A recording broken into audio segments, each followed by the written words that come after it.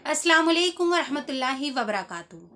हम सब जानते हैं कि गुनाह करने से, हराम काम करने से हमारा दिल सियाह हो जाता है, हमारा दिल काला हो जाता है। नबी अकरम सल्लल्लाहु अलैहि वसल्लम की हदीस भी है कि जब हम कोई गुनाह करते हैं तो एक काला नुक्ता हमारे दिल पर लग जाता है और धीरे धीरे धीरे वो गुनाह की वजह से हमारा दिल काला होता जाता है। लेकिन आज मैं आपको बताऊंगी कुछ ऐसे हलाल काम जो अल्लाह सुब्हानहू व तआला ने हमारे लिए हलाल किए, यानी कि उनको करने में कोई गुनाह नहीं है। लेकिन अगर हम लिमिटलेस करेंगे, अगर उसको भी हम एक्सेस में करेंगे, उसको भी अगर हम ज़्यादा तादाद में करेंगे तो वो भी हमारे दिल को तबाह बर्बाद कर देंगे, काला कर देंगे। एक चीज़ होती है हराम, यानी कि जिसको अल्लाह सुब्हानहू व तआला ने पूरी तरह से मना किया है, और दूसरी चीज़ है हलाल, यानी कि जिस चीज़ को हम कर सकते हैं। बीच की चीज़ आती है मुबाह, यानी कि जब वो हलाल काम हद से ज़्यादा होने लगते हैं तो वो आपके दिल पर जो साइड इफ़ेक्ट लाते हैं कि आपका दिल काला सियाह हो जाता है। हलाल काम कैसे हैं? जैसे कि खाना, पीना, सोना और इबादत करना। तो सबसे पहले आते हैं ज़्यादा खाने पे, यानी कि खाना अल्लाह सुब्हानहू व तआला ने हमारे लिए हलाल किया। अल्लाह ताला ने कहा अच्छे से अच्छा खाओ, पियो, सब कुछ करो। लेकिन जब हम हद से ज़्यादा खाने लगते हैं, तो हमारे अंदर काहिली आती है, हमारे अंदर सुस्ती आती है और हम तबीयत ख़राब होती है। दूसरी बात, हम अल्लाह से दूर इस तरह से होते हैं कि हमें काहिली लगती है, हमारा पेट बढ़ गया है तो हम नमाज रोज़े में सब में काहिली करने लगते हैं। और दूसरी चीज़, ज़्यादा खाने के जो शौकीन होते हैं, जो अक्सर करके बताते हैं अरे भाई हम तो सिर्फ चिकन खाते हैं, हम तो सिर्फ हर वक्त रोस्टेड ही खाते हैं, हमको बिरयानी से नीचे हम बात नहीं करते हैं, तो वो अपने खर्चों में इसराफ करते हैं। यानी कि अल्लाह ताला ने कहा है खाओ पियो मगर इसराफ मत करो, हद से ज़्यादा फिजूल खर्ची मत करो। तो हर चीज़ की एक लिमिट, आपके पास बहुत एक्सेस में है तो आप ये सोचिए आप दूसरों को कैसे फ़ायदा पहुंचा सकते हैं। अल्लाह ताला ने खाने से नहीं मना किया, लेकिन रोज़ अगर आप यही सोचते हैं कि मैं तीनों टाइम सिर्फ मुगलई डिशेस खाता हूँ, मैं हमेशा रेस्टोरेंट में अच्छे से अच्छा महंगा, मेरे घर में खाना जो बनता है सिर्फ देसी घी में और चीज़ और पनीर डाल के ही बनता है, तो ये वाहवाही अगर आप कर रहे हैं तो इसराफ से बचिए। क्योंकि अल्लाह सुब्हानहू व तआला ने कहा कोई भी चीज़ जब हद से ज़्यादा होती है तो अल्लाह सुब्हानहू व तआला उस चीज़ के साइड इफ़ेक्ट्स में आपके दिल को सियाह कर देते हैं। तो बहुत ज़्यादा अगर आप शौकीन हैं तो अल्लाह की दी हुई नेमतों का शुक्र कीजिए और अल्लाह की दी हुई नेमतों को दूसरों तक पहुंचाने की कोशिश कीजिए, और ज़्यादा शौकीन बनने के चक्कर में ज़्यादा फिजूल खर्ची मत कीजिए।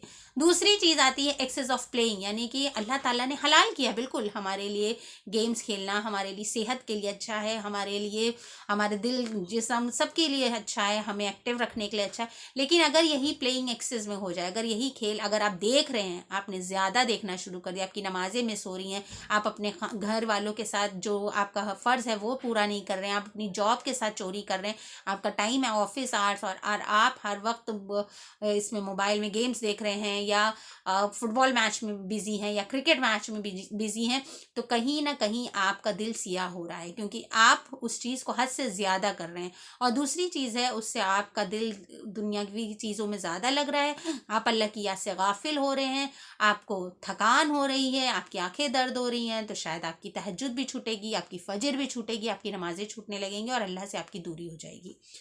देन है ज़्यादा सोना, यानी कि सोने को अल्लाह ताला ने नहीं मना किया, लेकिन हद से ज़्यादा सोना ये शैतान की फितरत में से है। तो कई लोग हैं फजर है तो सो रहे हैं, ज़ोहर है तो दोपहर का खाना खा के सो रहे हैं तो असर क़ज़ा हो रही है, रात रात भर जो है सो रहे हैं तो सो रहे हैं बेख्याली में। तो अगर आप हद से ज़्यादा सो रहे हैं तो आपके जिस्म को तो नुकसान पहुँच रहा है, आप अल्लाह की रिमेम्बरेंस से, आप अल्लाह की इबादत से, आप अल्लाह की मोहब्बत से भी दूर हो रहे हैं। और फिर आता है हद से ज़्यादा इबादत। ये चीज़ सुन के थोड़ी अजीब लगती है कि हद से ज़्यादा इबादत से दिल कैसे सियाह हो जाता है।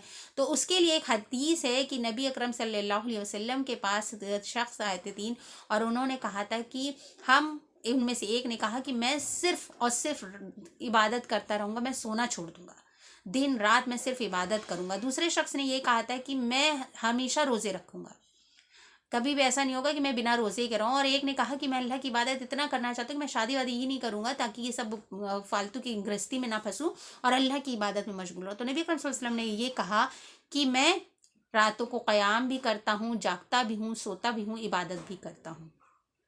दूसरी चीज़ नबी अकरम सल्लल्लाहु अलैहि वसल्लम ने कहा कि मैं रोज़े भी रखता हूँ और रोज़े नहीं भी रखता हूँ, मैं खाना भी खाता हूँ। और तीसरी चीज़ नबी अकरम सल्लल्लाहु अलैहि वसल्लम ने कहा कि निकाह मेरी सुन्नत है, मैंने निकाह भी किया, मैं गृहस्थी भी संभालता हूँ, मैं बीवी को की हुकूक पूरे करता हूँ, मैं ज़िंदगी भी चला रहा हूँ, means I am social man.